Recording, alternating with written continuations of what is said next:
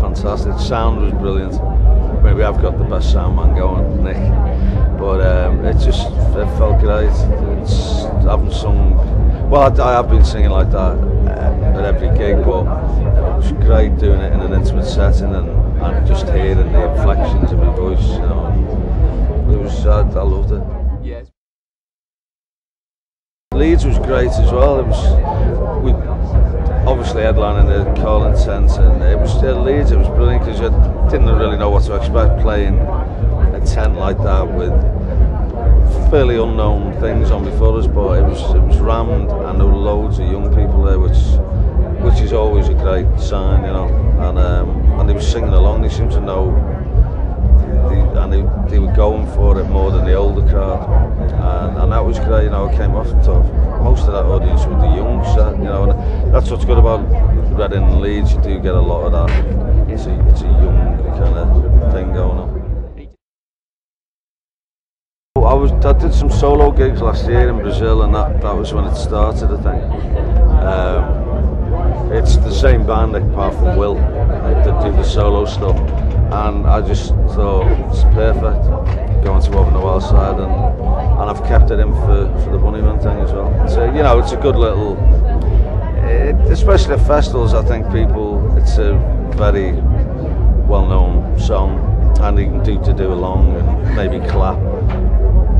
Something that maybe in the past I'd have gone against, you know, but I think it's good. It just breaks down a barrier a little bit, you know, and people, oh, that's recognisable. It just eases some tension, you know, and Lou Reed takes the rap if it goes wrong. I think I'd write certain songs depending on how I feel. It's never, oh, I'd love to rewrite Over the Wall. We've got one Over the Wall, so it's not, it just seemed, with this band as well, we've been playing with these people, you know, the last 3 years or whatever, so I suppose there's a greater knowledge now of how those Bunnymen songs work, you know, and there's a chemistry between us that is reminiscent of the old band. It's easily the best band since those times, you know, maybe as good as, you know, those were, we were so intense in those days. It's different now. It can be more relaxed on stage. It's not like, you know, we're not as angst-ridden maybe, which is a good thing, because a lot of that is just, you know, youthful.